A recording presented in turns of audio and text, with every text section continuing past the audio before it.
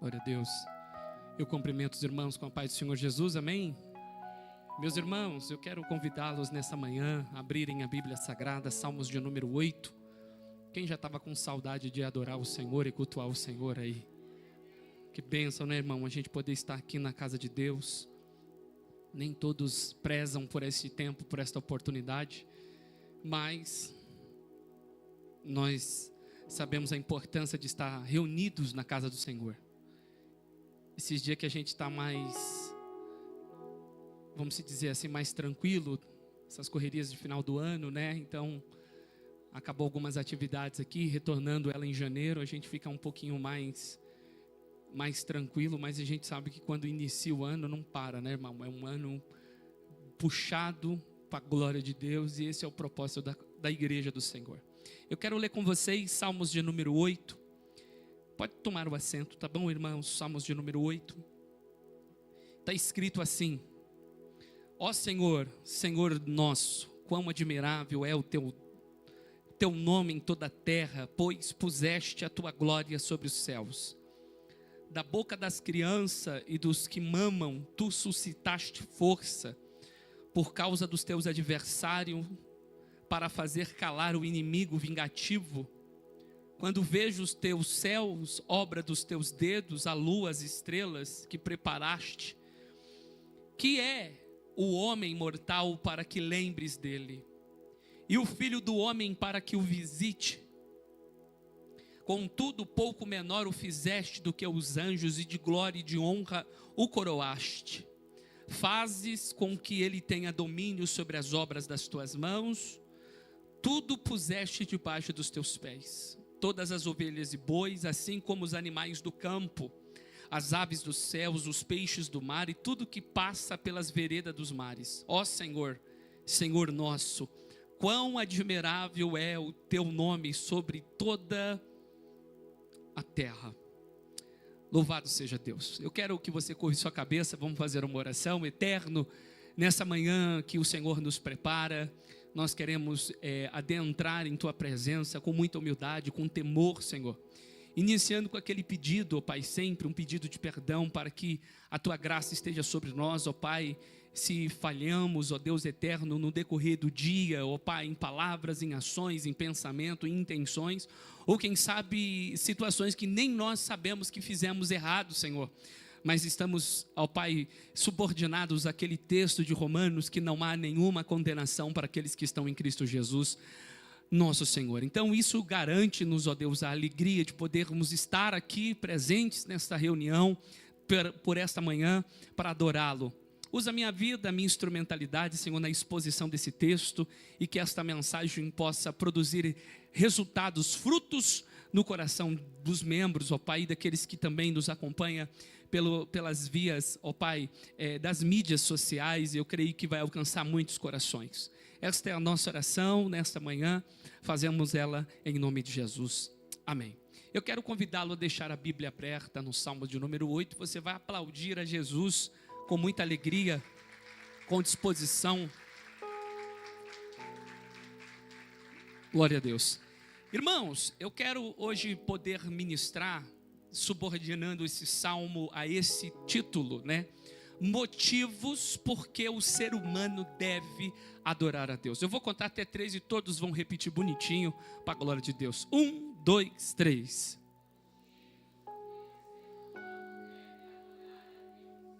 Louvado e engrandecido seja o nome do Senhor. Irmãos, quando você estuda, né?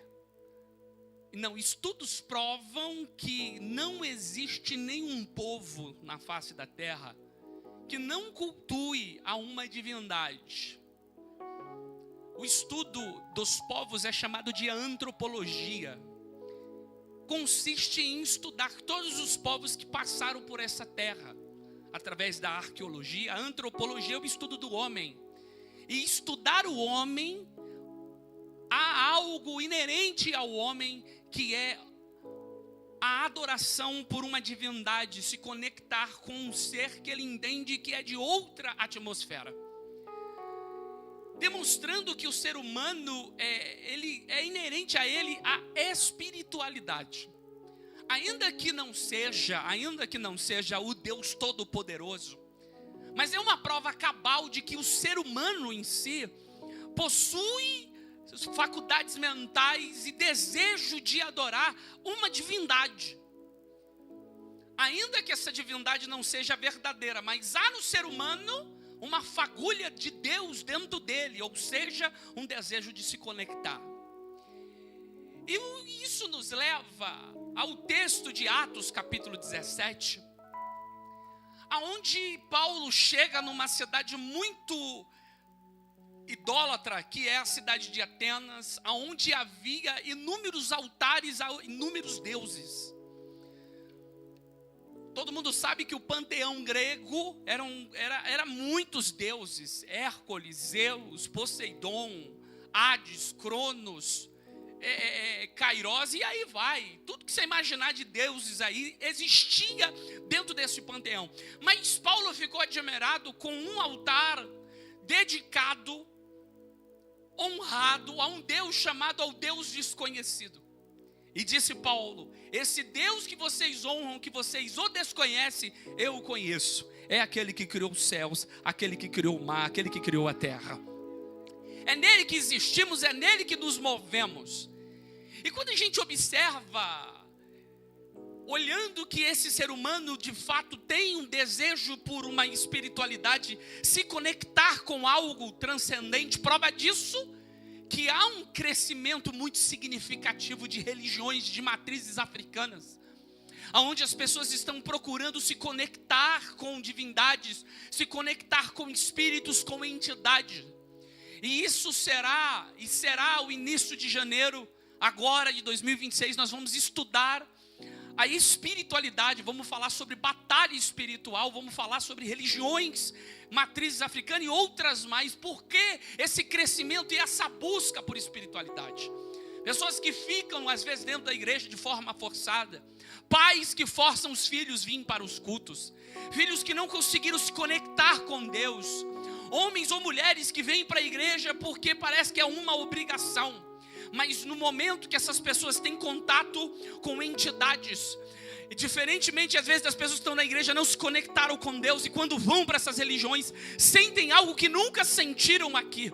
E aí que mora o perigo. Mas aqueles que se encontraram com Deus, aleluia, porque Deus é espírito, e importa que os verdadeiros adoradores o adorem em espírito e em verdade. Quando eu penso por esse prisma, o que nos leva a pensar também é de que o diabo, ele procura fazer de tudo para ter sua adoração. E o interessante é que isso está registrado em Mateus capítulo 4, versos de número 9. Quando eu for citando os textos, se puder já ir colocando para a gente, Mateus capítulo 4, versos de número 9 e versos de número 10. Olha que disse-lhe quem? O diabo: tudo isso te darei se prostrado me adorar. Então o que o diabo quer? A sua adoração. E o texto é claro, e disse Jesus: vai-te, Satanás, porque está escrito: ao Senhor teu Deus, o quê? E a ele, a palavra servir aqui, servirar, é latreia, que é culto no grego. Somente Deus é digno de culto. O que o diabo quer?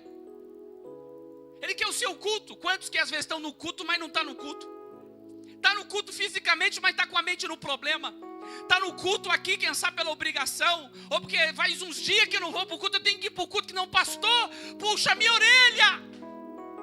Está no culto, mas não presta um culto a Deus. Então, diante disso, esse Salmo de número 8 nos leva a uma grande questão: motivos porque o ser humano deve adorar a Deus. Pergunta: você tem motivo para adorar a Deus? Porque tem gente que só adora sem pedir para levantar a mão. Porque tem gente, irmão, você sabia que Deus não tem medo de cara feia? Por que esse cara feia come um panetone de manhã, irmão? Um chocotone? Faz um omelete, um ovo mexido de manhã cedo lá, irmão. Coloca um pouco como fala? Orégano, os irmãos fizeram hoje já, né? faz um suco, faz alguma coisa, come um pouquinho a mais. Mas quando a gente adentrar por essas portas, entrar dentro dessa casa, a gente tem que ter motivo para adorar a Deus, não só dentro dessa casa. Eu tenho que adorar a Deus também lá onde eu moro, dentro do meu trabalho, por onde eu passo.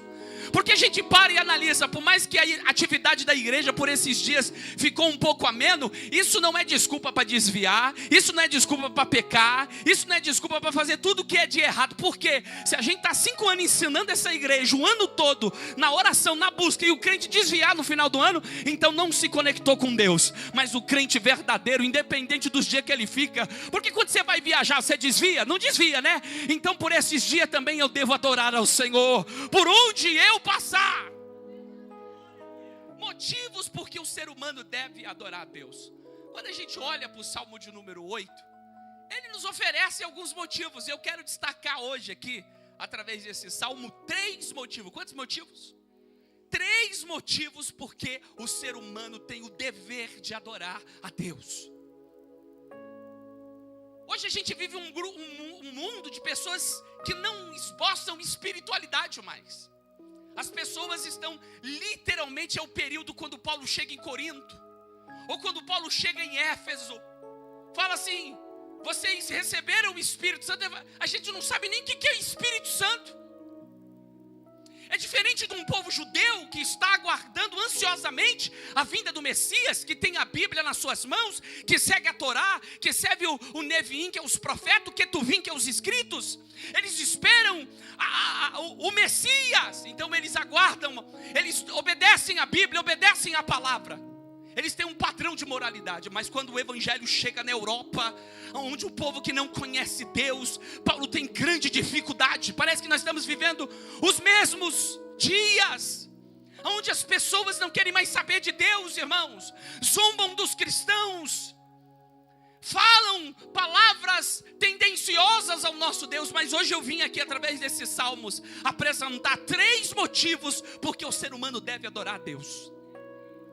E quando eu olho para o texto aberto para a glória de Deus, nós vamos trabalhar o primeiro motivo. Aleluia, toca para mim aí, primeira vez. Não.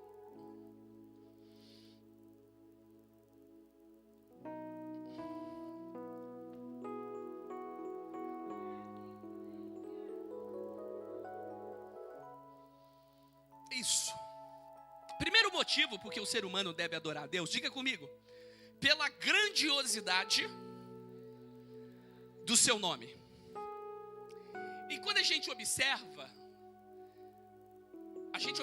isso nos Salmos de número 8, versos de número 1. Vamos ler os Salmos de número 8, versos 1. Diz, ó Senhor, Senhor nosso, quão admirável é o teu nome em toda a terra. Esse é o Salmo de Davi.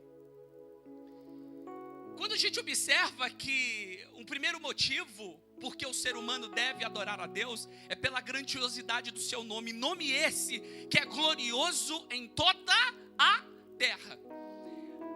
A referência ao nome de Deus aponta para o seu caráter e a sua natureza. Eu vou falar de novo. A referência ao nome de Deus aponta para o seu caráter e a sua natureza. Quando você olha no mundo antigo, por que o meu nome é Renato e o dele é Renilson? Por que o nome dele é Maico, o dele é Erinaldo? Para os mais íntimos, Naldinho. Melhor, né? Mas o pai dele pôs Erinaldo, o nome dele é o quê? Diga comigo, Erinaldo. Está com o microfone, né? Então, a ideia de você ter um nome trabalha a ideia de distinguir você de outra pessoa. O nosso irmão Wellington postou, falou assim: fizeram uma rua em homenagem ao pastor, está lá Renato, mas Renato está em todo lugar. Então a ideia de nome é usado na antiguidade para distinguir as pessoas e indicar e descrever a sua própria natureza. O nome para o judeu ele é de grande importância.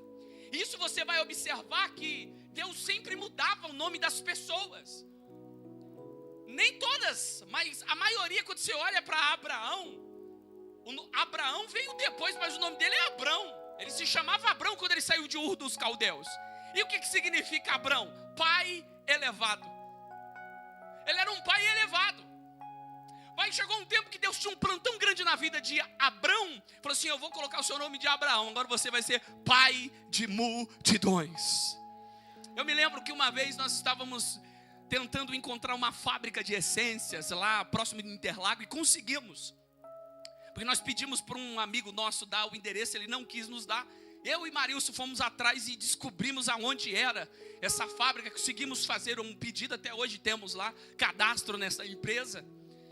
E aí o Marilson olhou para mim diante da secretária e falou assim, esse aqui é o Renato, pai de multidões. A mulher achou que eu tinha muitos filhos.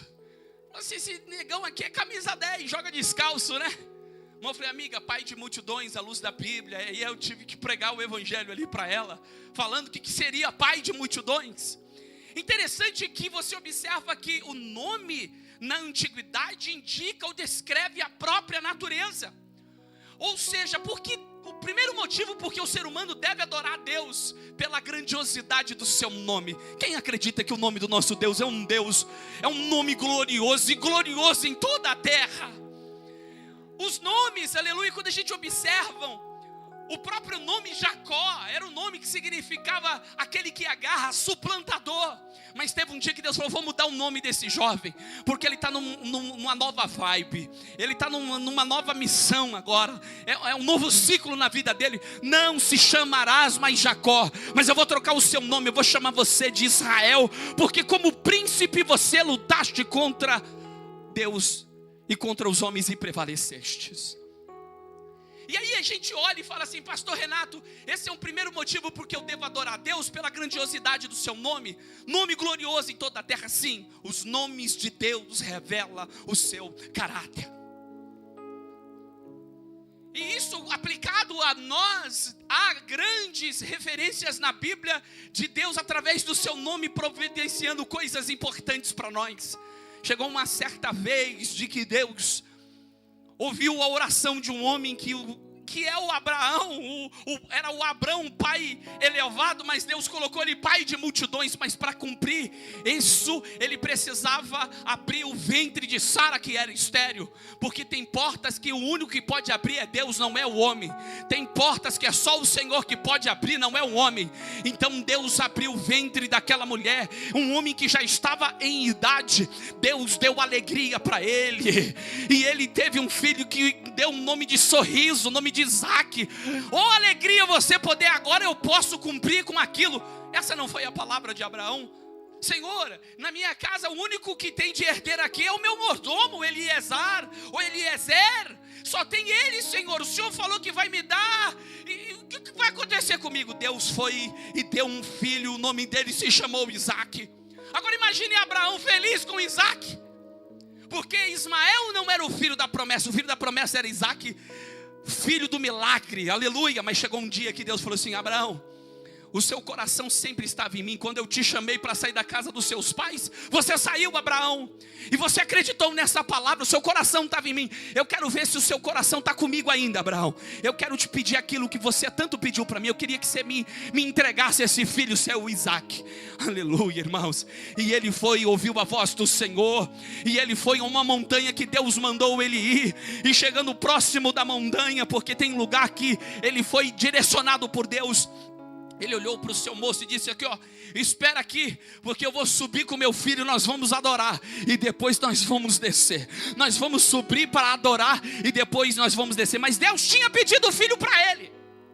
E ele vai subindo a montanha, e o filho está levando, quem sabe, a lenha nas costas para oferecer o sacrifício. Ele tem a faca para matar o animal, e o filho olhou para o pai e disse, pai, está aqui tá a lenha, está aqui o cutelo, mas cadê o animal para o sacrifício? É nessa hora que em Gênesis 22, 24, aquele nome composto de Deus aparece: Jeová Jireh, o Senhor proverá o cordeiro, o animal para o sacrifício. Sabe por quê? Ele merece a tua adoração, porque o nome dele é glorioso. Ele é o Senhor da providência,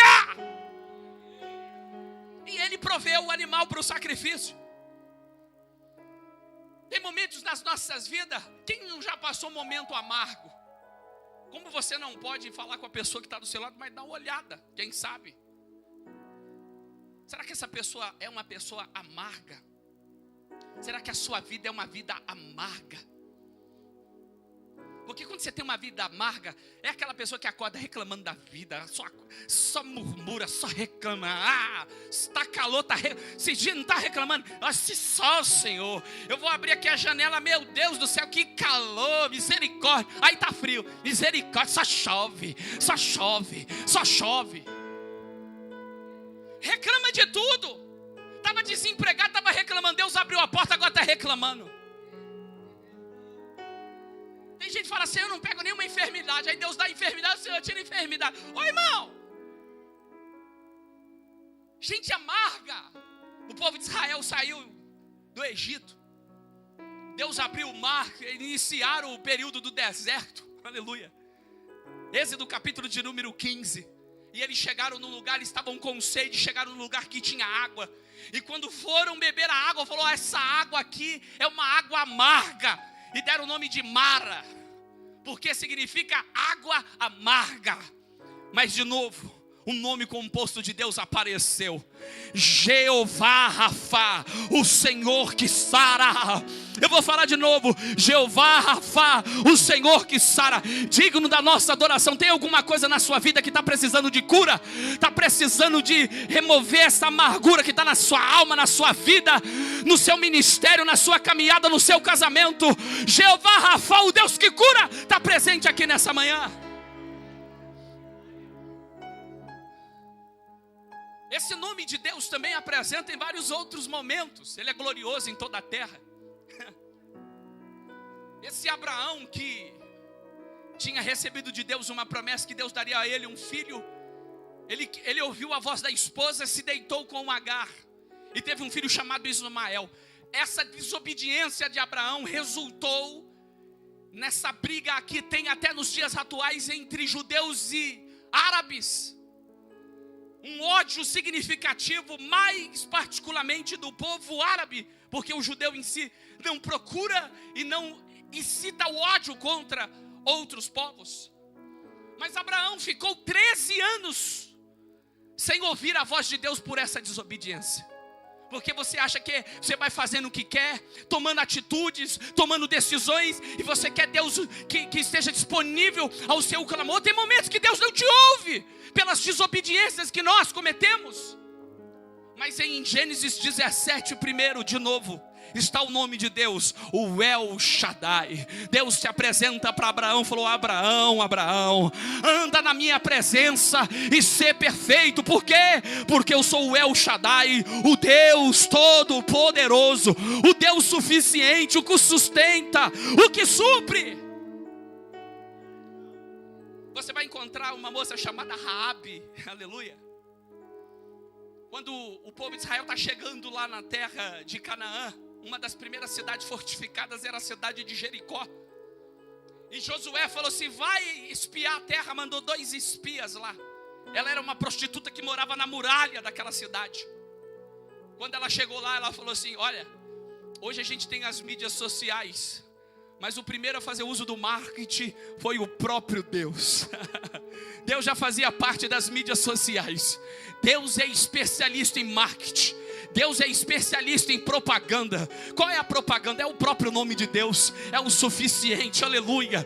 E quando os espias chegaram lá, falou, não, nós somos da tribo de Israel. Ah, vocês são de Israel? Nós já ouvimos a fama do seu Deus. O nome dele já chegou aqui. Nós já sabemos que ele abriu o mar vermelho, vocês passaram em terra seca.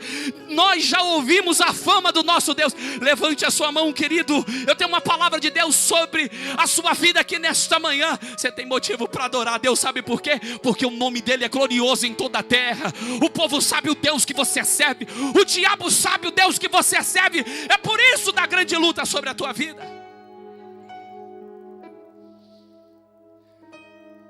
É por isso que quando o povo de Israel saiu do cativeiro, então a nossa boca se encheu de riso e a nossa língua de cântico. Então se dizia entre as nações, grandes coisas fez o Senhor a estes, grandes coisas fez o Senhor por nós, pelas quais nós estamos alegres. Primeiro motivo porque a gente deve adorar a Deus, o ser humano, é pela grandiosidade do seu nome, um nome glorioso em toda a terra. Diga comigo, um nome poderoso contra os adversários. Vamos ler o versículo de número 2. Da boca das crianças e dos que mamam, tu suscitaste força, por causa dos teus adversários, para fazer calar o inimigo vingativo. Explicando esse texto, o salmista, tem dois tipos de pessoas nesse texto. Quantas pessoas? Dois tipos de pessoa. A primeira pessoa abrange aquelas que provavelmente têm idade suficiente para falar, mas sem grande eloquência, que você olha da boca das crianças. Da boca de quem? Das crianças. Pessoas que provavelmente têm idade suficiente para falar, mas não tem grande eloquência como gente grande, mas estão falando. A segundo tipo de pessoa abrange os bebês que ainda mamam e apenas balbuciam. Sabe aquela criança que fica amba, amba, amba, amba, amba, amba, papa, papa. Pastor, é engraçado, né, pastor Renato, né? E o que isso indica? Indicando que o louvor a Deus que nasce dos lábios de crianças e bebês é mais poderoso que as investidas de exércitos inimigos. Eu vou falar de novo. Quando você olha esse texto, da boca da criança e dos que mamam, tu suscitaste força, por causa dos teus adversários, para fazer calar o inimigo vingativo.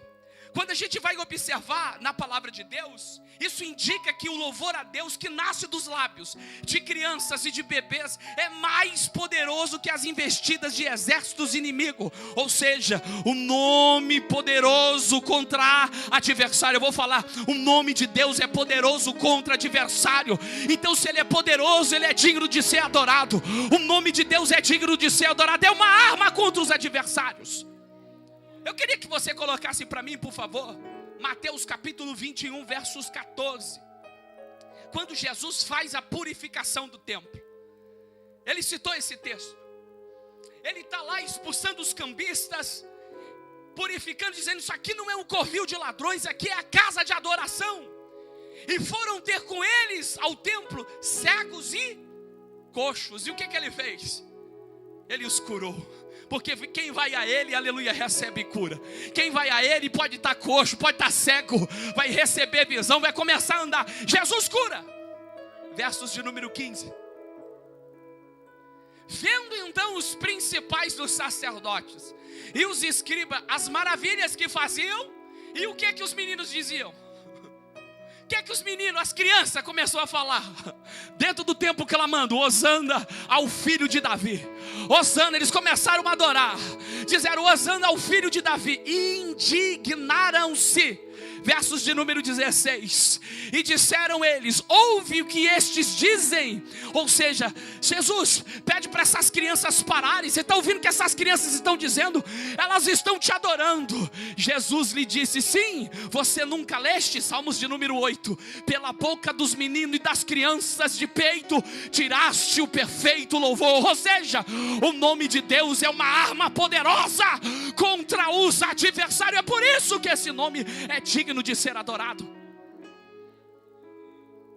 Aí quando a gente observa, será que você tem usado essa arma de adoração ao nome do Senhor? Ou está dando ouvido às vozes do adversário? Jesus está dentro do templo, irmão, às vezes a prova acontece dentro do templo. Jesus está dentro do templo.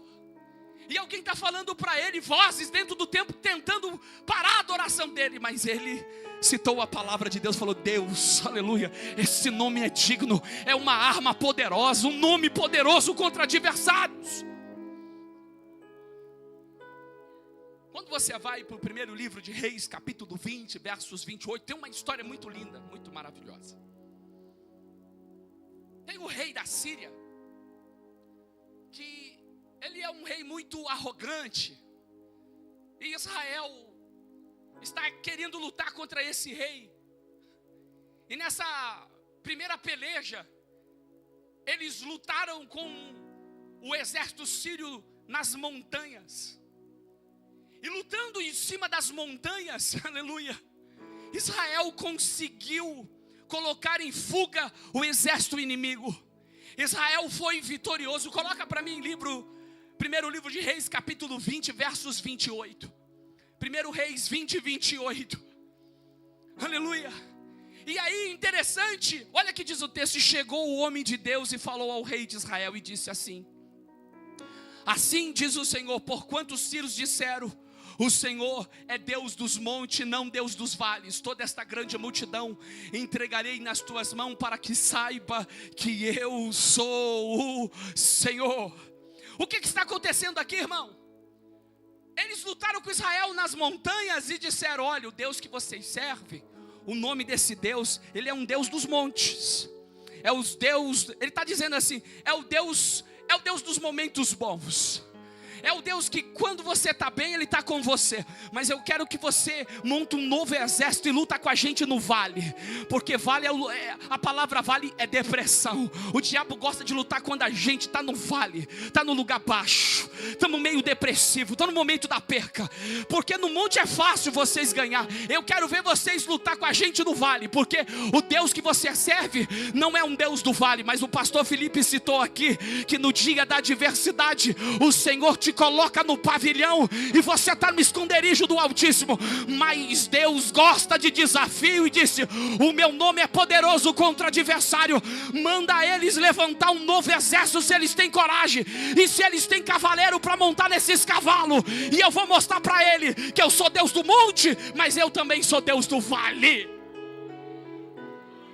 É o que diz o Provérbio 18:10: torre forte é o nome do Senhor, para ela correrá o justo e estará em alto retiro.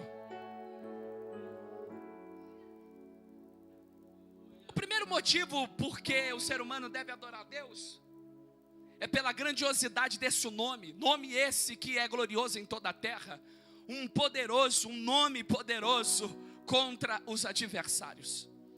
Eu quero trabalhar com vocês o segundo motivo por que o ser humano deve adorar a Deus. Diga comigo: pelas obras de suas mãos.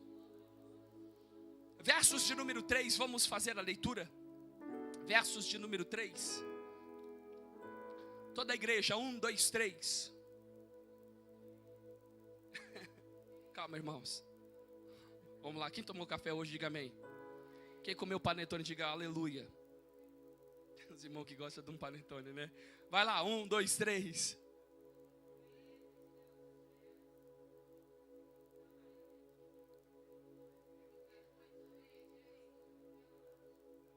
Põe no telão aí, irmã, por favor, porque a igreja aqui não está bem hoje. Está muito dia sem congregar, está meio pituruco. 8 versos 3.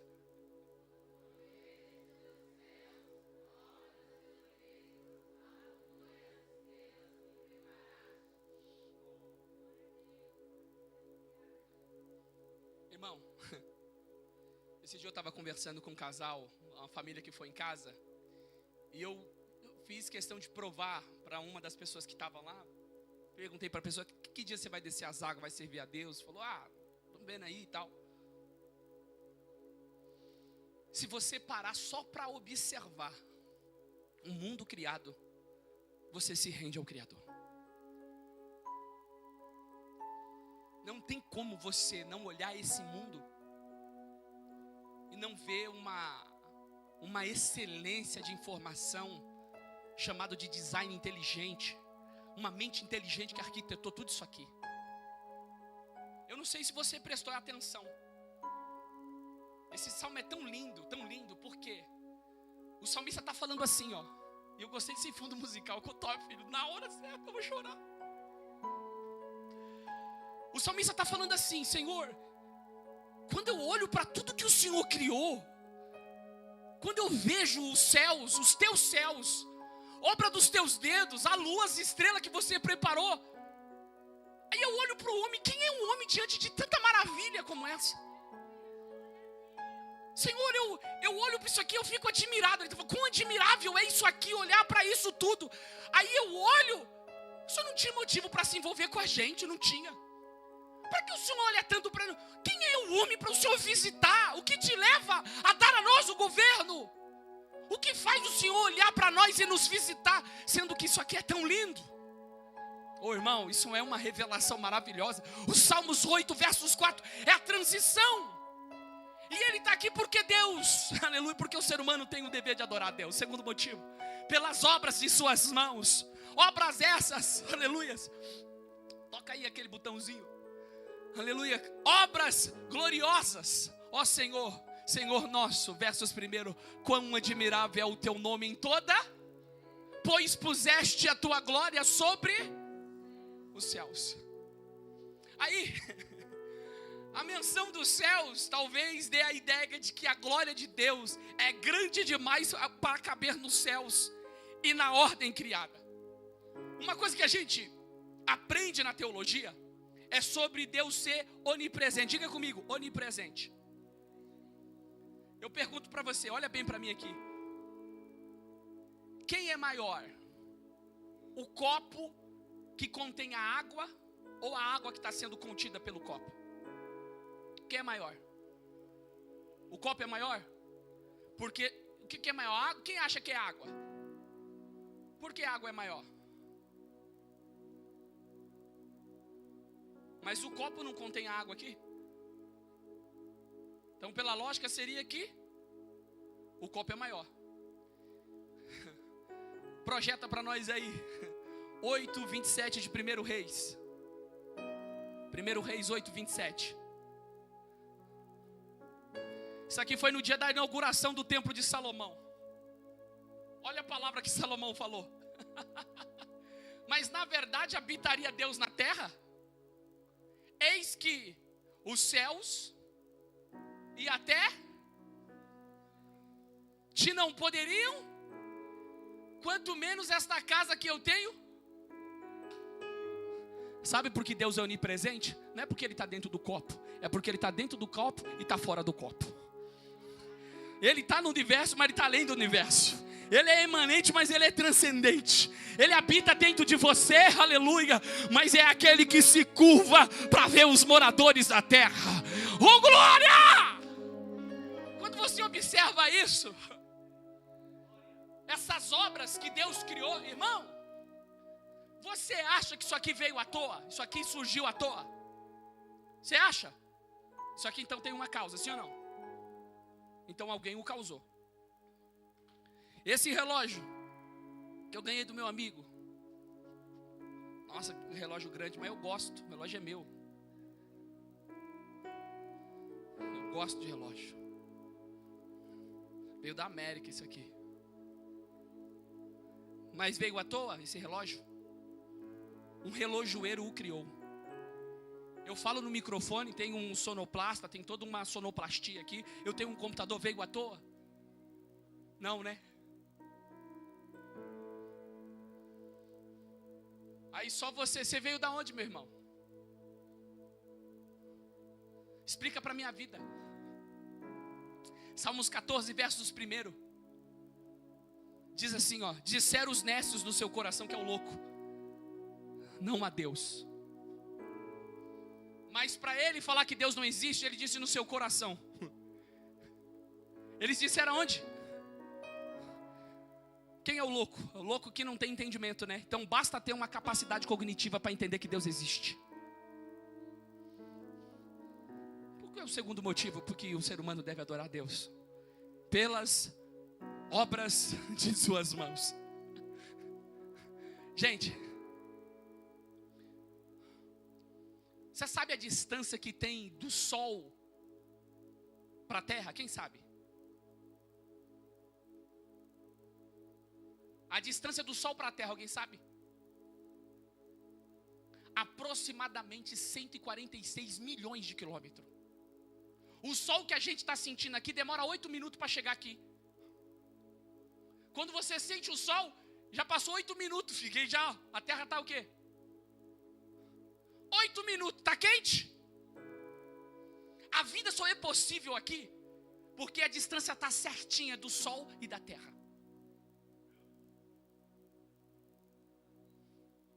Parece que está mais próximo agora, né, a terra do sol. E está mesmo, porque ela demora 365 dias para girar. E quando ela está muito distante do sol, é o inverno. E aqui está muito frio. Mas tem alguém que está mais próximo do sol. E para eles é o quê? É verão. E o que aconteceu? A terra girou. E agora a gente está mais próximo do sol. Mas em algum lugar está nevando. Em algum lugar está o inverno. Isso é a prova. É o que o salmista está falando, Senhor. Quando eu olho para isso tudo, eu fico admirado. E se você fica admirado, é porque nós temos um Deus grandão que cuida de você. Um Deus que criou os céus, que criou a terra. Ele é digno de ser adorado. Hoje, para os crentes cantar dentro do culto, irmão, para adorar a Deus, tem que cantar louvores antropocêntricos. Sabe que o Salomão é muito sábio? O Salomão estudava planta, especialista na botânica. O homem entendia de tudo, irmão, que você imaginar, ave, pássaro, tudo. Que ele parou e começou a contemplar. Às vezes, quando eu vou viajar, eu gosto de viajar. Quem não gosta de viajar? Sabe que tem gente que não gosta de viajar? Amarrado, irmão. Sei. Eu gosto de pegar a estrada, irmão. Pode estar trânsito, tô nem aí, eu tô viajando. Mas eu gosto de olhar aquela paisagem. Esses dias nós estávamos indo para Goiás. Oh, meu Deus do céu, quando fomos chegando em Goiás, passamos por Minas primeiro. Aí eu fui vendo aquela imensidão. E aí a gente de geografia, então, amor, geograficamente falando, aqui não há praia. E a gente quer começar a explicar para a esposa dentro da viagem. Entendeu? Entendi, Renato.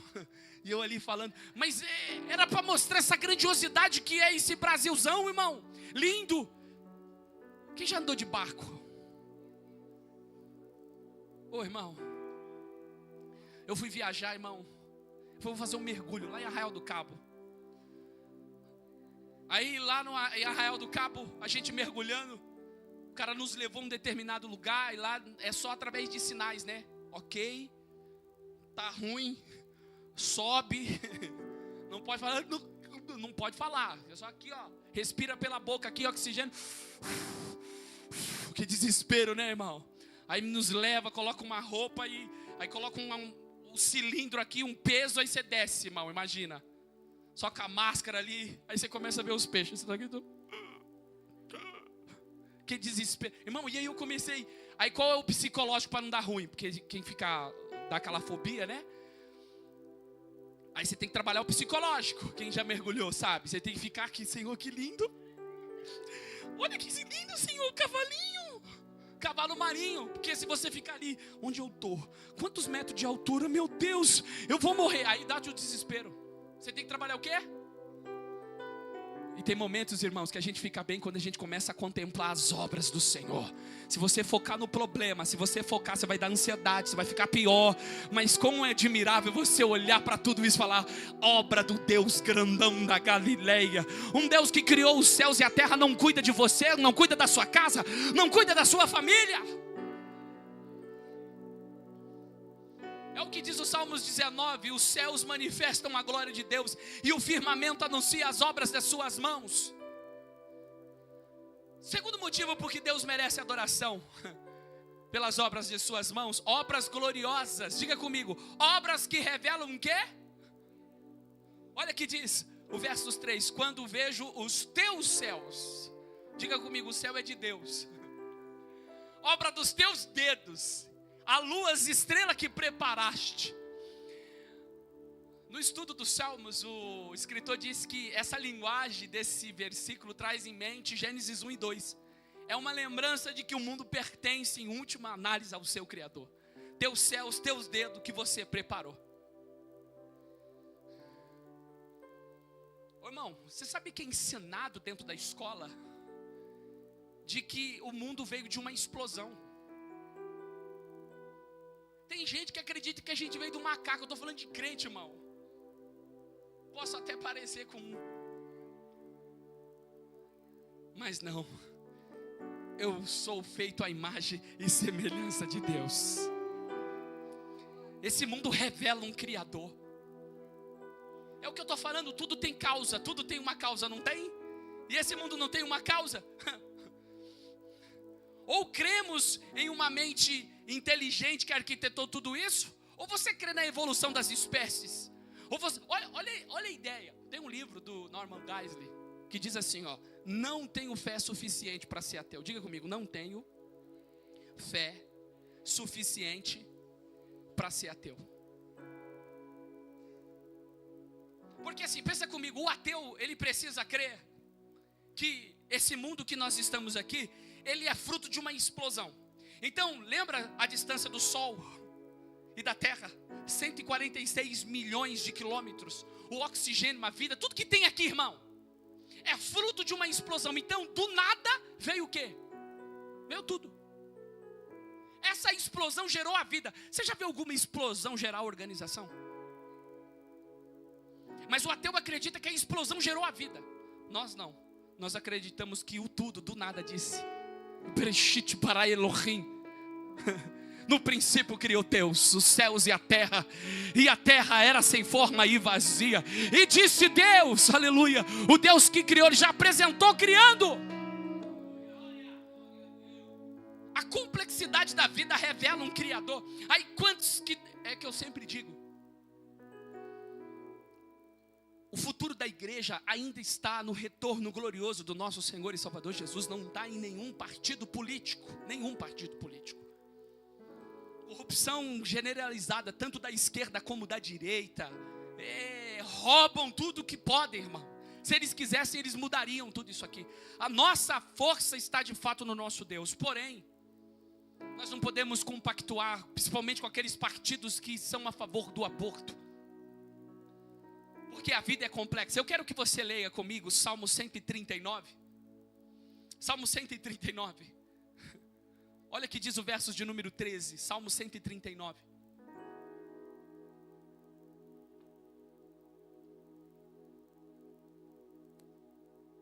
Olha que diz o salmista: pois possuíste o meu interior, entreteceste-me no ventre de minha mãe.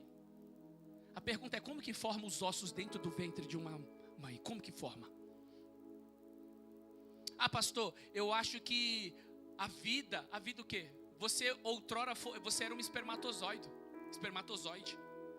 Você era um espermatozoide, fecundou o óvulo, se torna um zigoto, do zigoto vem um embrião e vai indo até se tornar você que chegou nessa fase adulta. O ser humano é em desenvolvimento, é uma semente em potencial. Todo mundo foi um espermatozoide. Gameta masculino, gameta feminino, que dá a junção que traz a vida. Duas mulheres não traz vida e dois homens não traz vida. Quem determina a semente é o homem o homem que é portador da semente. Quem determina o fruto é a semente. Plantou uva, dá o quê? Plantou abacate, dá o quê? O que determina o fruto é a semente. Então quem tem a semente é o homem. E a mulher é a terra que recebe. Não adianta só ter a semente, se não ter a terra não funciona. Então, e é por isso que a palavra casamento, gamel, encaixar junto. Olha que coisa linda. Aí o salmista no 139, ele diz, eu pensei que estava ali, mas não, você tirou? Ela tirou. 139, por favor, filho. Obrigado, tá? Versos 13.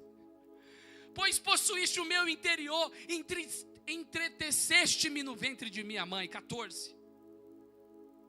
Eu te louvarei, porque de um modo terrível e tão maravilhoso eu fui. Maravilhosas são as tuas obras, e a minha alma sabe muito bem. Você tem motivo para adorar a Deus, meu amado irmão? Quem teve dificuldade no parto para nascer? Quem teve dificuldade no parto para nascer aí? Nasceu? Você é um vencedor, meu amado irmão. Você é obra de Deus, você é obra de Deus. Deus merece a tua adoração. Quando você chegar nesse culto, não precisa Kelly ou o grupo de louvor falar para você assim: levante sua mão para adorar. Fala assim: eu tenho motivo para adorar o meu Deus Todo-Poderoso. E eu encerro aqui nessa manhã. Terceiro motivo porque o ser humano, dá um clique aí. Terceiro motivo porque o ser humano deve adorar a Deus. Diga comigo: pela expressão de sua bondade à humanidade. Vamos ler o versos de número 4. Aleluia. E o interessante porque Deus, a sua bondade, a bondade nós aprendemos lá no retiro de casais que ela é expressada, é expressões de amor.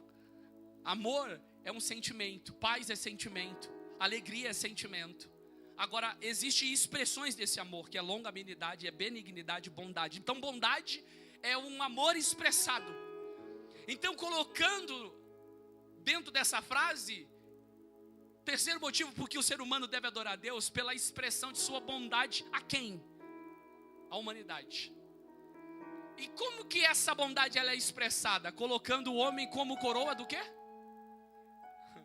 Ô, gente, olha para você ver como os salmos, eles, quando você começa a estudar o salmo, eu tenho aprendido muito.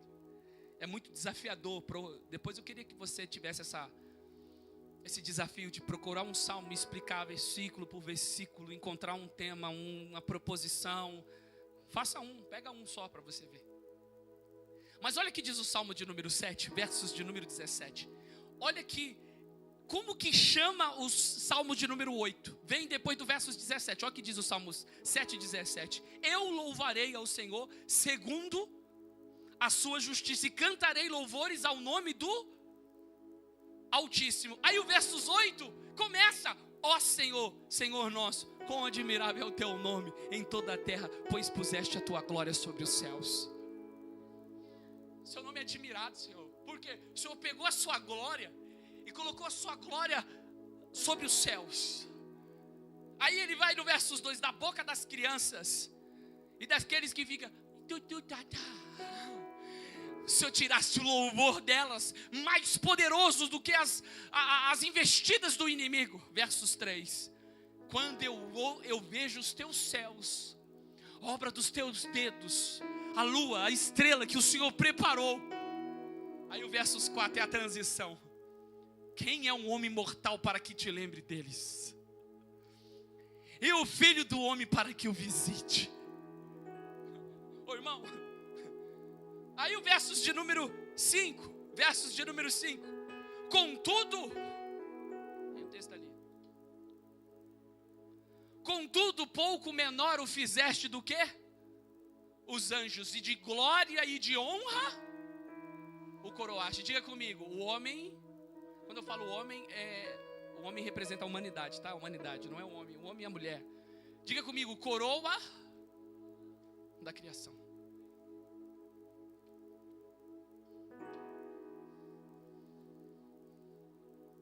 Anjos são poderosos? Muito. Sabe quem vai prender o diabo no milênio? Apocalipse 20, um anjo. Com uma corda, uma corrente, uma cadeia. Vem, Satanás, entra. Entra. Passa. Um anjo é poderoso, Maria e as Marias estavam indo ao sepulcro para remover a pedra, e elas discutiam entre si, falaram assim: quem vai remover a pedra? Mas um anjo, ele parecia um relâmpago, um trovão, sentado na pedra, já tinha removido o quê? As mulheres estavam discutindo como ia remover a pedra, mas um anjo já? Então diga comigo, anjo tem força, anjo tem poder. E o ser humano? Deus fez um pouco menor do que os anjos. A palavra anjo aqui não é nem anjo, angelos, mas sim Elohim, deuses, parece deuses, mas não vou entrar na parte teológica aqui não. Contudo fizeste um pouco menor do que os anjos. E o que Deus fez com o ser humano? E de glória e de honra o coroastes. Mas isso não é para você bater no peito e falar assim: mas só a coroa da criação. Não é isso que o salmista está querendo falar. Ele está falando assim: a honra de fato não é porque você é a coroa, a honra é porque Deus o coroou. Então a honra é do nosso Deus, é por isso que Ele é digno de ser adorado. Ele colocou a gente como obra, aleluia, o homem como coroa da criação. E quando você observa isso, aleluia, olhando para dentro desse texto, o que é a humanidade para que Deus derrame sobre ela tanto cuidado, em especial por Deus ter um mundo tão deslumbrante para admirar. Diante de tantas obras gloriosas, o que leva a Deus a expressar bondade ao ser humano? Quando você observa, olha bem comigo, os anjos que pecaram, Deus perdoou os anjos? Perdoou? Deus não perdoou o Lúcifer. Deus não perdoou nenhuma das hostes espirituais que estavam lá em cima, que desobedeceu, deixaram o seu principado, se tornaram tudo demônio. Deus não os perdoou. Quem pecou hoje? A graça de Deus já te alcança.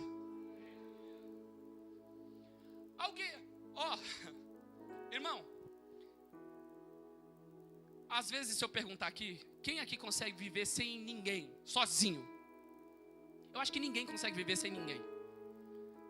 Quando alguém pensa em viver sem ninguém, pode ficar, eu quero viver só com a minha família, mas viver sozinho numa ilha, só você sozinho numa ilha, você não vive. Sozinho. O ser humano é um ser social, sim ou não? Não é bom que o homem viva só. O interessante é que as pessoas acham, ela olha para ela e olha para Deus, acha que Deus é igual. Diga comigo, Deus é um ser necessário. Nós somos um ser contingente. Qual é a diferença? O que é um ser necessário? Diga comigo, existe por si só. Não depende de nada e nem de ninguém para existir. Deus não depende da sua adoração. Deus não depende de nada para existir. Outra coisa, não pode deixar de existir. É por isso que Jesus é o próprio Deus. Uma vez que ele se fez carne, ele não deixou de ser Deus. Porque Deus não pode deixar do quê? De existir. Então Deus se fez carne. Então é por isso que Jesus tem duas naturezas. Ele assumiu uma natureza carnal, mas a divina ele tinha. Então nenhuma pessoa tem duas naturezas. A natureza divina e a natureza humana. Nenhuma só pessoa. Isso é chamado de união hipostática. Quer aprender mais teologia? Dia 2 de fevereiro começa. Pastor, o que você está querendo ensinar aqui? Deus existe por si só. Não depende de nada para existir e não pode deixar de existir. Ele é a causa primeira de tudo que existe. E você? Diga comigo, não existo por si só. Você depende de outro para existir. E pode não existir. Então quando você olha para isso, meu amado irmão, é o que disse Paulo em Atos 17, 28. Nele vivemos, nos movemos e existimos. Em quem? Nele vivemos, nos movemos e existimos. Ô irmão, Deus disse assim, e disse Deus, haja luz e houve luz. E Deus falou, águas produzam os peixes. Águas produzam as aves. Terra produzem plantas. Terra produzam os animais. E Deus falou assim, haja e ouve. E haja, ouve. Deus foi criando tudo. E no ser humano, o texto diz, façamos o homem. Dá uma ideia de Deus pegando aquele bonequinho, sabe, irmão, barro, formando um bonequinho. Aí Deus vai lá nas suas narinas e sopra o fôlego de vida. Quem deu? Coroa. Deus criou, Deus falou, foi bom que eu criei. Deus criou o mar, foi bom que eu criei. Mas quando Ele criou o ser humano, foi muito bom o que eu criei. Você é a coroa da criação. É por isso que Deus te abençoa. Você não vale nada, meu amado irmão. Você não ora como deve orar, não lê como deve ler, não é fiel como deve ser, mas a fidelidade permanece sobre a tua vida. Ele poderia, quem sabe, estar lá nos céus, todo poderoso, mas tem algo que motiva Deus descer aqui e abençoar a tua casa, trazer cura, cuidar de você, do seu filho, da sua casa, de prosperar. Deus é digno da nossa adoração nessa manhã. Tem gente que não consegue nem cultuar a Deus, irmão. Não consegue cultuar a Deus. Quando você olha e fala, eu estou num culto, o nosso adversário fez uso de um animal sagaz. Ele pegou a cobra, a serpente, atacou o vaso mais frágil, que era a mulher. Ele falou, vou eliminar a obra de Deus. Mas o ser humano é a coroa da criação. Deus falou assim, você usou a mulher para tentar me destruir? Para tentar enganar Adão? Então eu vou fazer o seguinte, é da mulher, a semente dela, que vai nascer uma semente, que vai esmagar a sua cabeça. Você achou que ia me destruir usando a mulher? Então eu vou usar a mulher, porque ela vai dar um filho, a luz a um filho, uma semente, e ele vai esmagar a sua cabeça. Como disse Paulo em Romanos capítulo 16, versos 20, em breve o Senhor Jesus Cristo esmagará Satanás debaixo dos vossos pés. Nós somos. E terminando sobre semente, sobre serpente, caminhando para o final, o último texto. O povo de Israel estava no deserto e começaram a murmurar. Sabe o que Moisés fez? Deus falou: Moisés, serpentes vinham, começavam a morder o povo começou a morrer. Deus falou assim: levanta uma serpente, faz uma serpente, uma imagem de uma serpente de metal, levanta ela e todo que olhar para ela vai receber a cura, vai ser sarado. Era uma tipologia, aprendemos isso na matéria de hermenêutica, que eu estou corrigindo as provas ainda. E a Bíblia diz que eles levantaram os olhos, olharam para a serpente e eles recebiam a cura. Evangelho de João 3,14, disse Jesus: assim como Moisés levantou a serpente no deserto, assim importa que o Filho do Homem seja levantado. E ele termina no 16, porque Deus amou o mundo de tal maneira, para que todo aquele que nele crê, aleluia, que Deus amou o mundo de tal maneira e deu o seu Filho unigênito, para todo aquele que nele crê, não pereça, mas tenha a vida eterna. Nós somos a coroa da criação. E eu encerro aqui hoje a minha participação. Terceiro motivo por que Deus deve ser adorado: pela expressão de sua bondade à humanidade, quando Ele coloca o homem como coroa da criação. Diga comigo: dando a Ele poder para governar.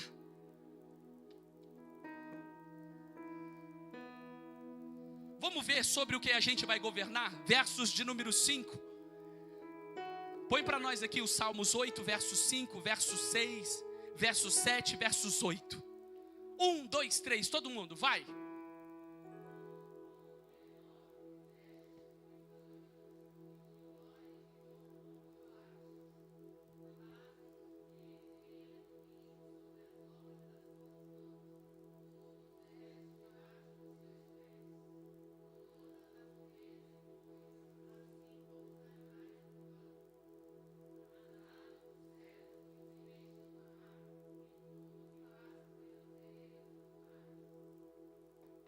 Irmãos, Deus criou um mundo glorioso e deu ao homem o poder de governá-lo para a sua glória, para cumprir os seus propósitos. Quem tem o poder de governo?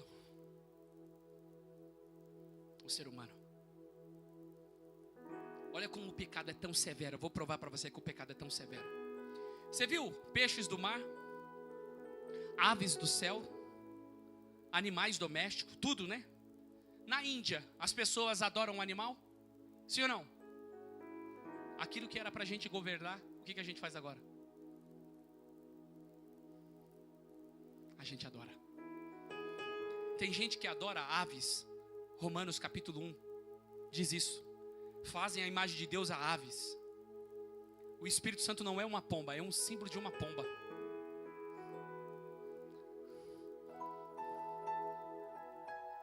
Mas o Senhor deu a nós o poder de governo.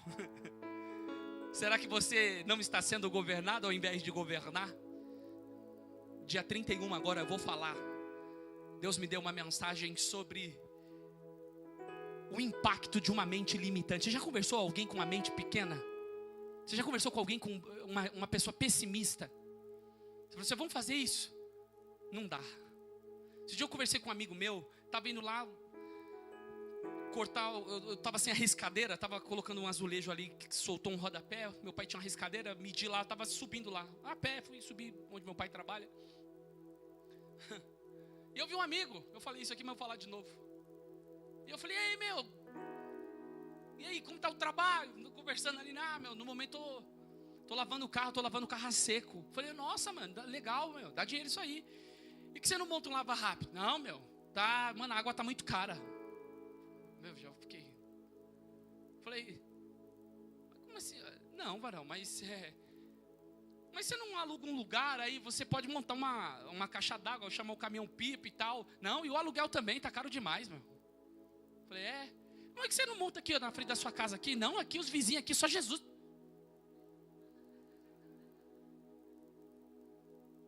Ô varão, eu vou ali riscar o negócio aqui, eu tô indo embora. Ô gente, você já conversou com gente que não crê em nada? A mente aqui, ó, irmão, ó, pequena demais. A riqueza não é ter mais dinheiro, é uma ideia do quê? De mentalidade. Um dos maiores desafios é ter aberto uma igreja no meio de uma periferia, numa comunidade. E quantas pessoas estão evoluindo mentalmente, estão crescendo, estão galgando, estão possuindo e vão muito mais longe. Porque Deus nos deu o poder do que, irmão? De governo. E tem uma frase que está no meu status lá, a frase minha lá. Quem se adianta governa. Eu sei que Deus me deu o poder para governar. Deus deu poder sobre as nossas mãos, irmão, de crescer, de galgar coisas novas, de ir para cima, irmão. Mas tem gente que tem mente pequena. Mas às vezes você usa esse poder de forma errada. O povo de Israel, como o próprio Nimrod, que foi um caçador diante de Deus, aleluia. E ele usou dessa força para construir uma torre, diz o texto, uma torre cujo nome toque nos céus, fazer um nome e para que a gente não seja mais espalhado. E ele construiu uma torre muito grande. Esse era o objetivo dele, usar a força dele para governar, não para cumprir os propósitos do Senhor. Deus te deu força, Deus te deu autoridade, Deus te deu governo. É para você crescer, é para você prosperar, mas para prosperar nos planos do Senhor. Coloque-se de pé nessa manhã e eu libero uma palavra para você. Provérbios não, Deuteronômio 28:13, põe para nós aí. Deuteronômio 28:13. Eu queria que você colocasse a mão sobre a sua cabeça para que você recebesse essa palavra profética aqui nessa manhã. O Senhor te porá por cabeça e não por cauda, e só estarás em cima e não debaixo, quando obedecerdes aos mandamentos do Senhor teu Deus, que hoje te ordeno para os guardar e fazer. Você recebe essa palavra? Você quer ser patrão ou você quer ser funcionário? Quer ser patrão ou funcionário? Você quer viajar no dia das férias ou você quer viajar quando você quiser viajar? Você quer viajar no cartão de crédito ou pagando à vista? Você quer ser cauda ou quer ser cabeça? Fala assim, tem um requisito.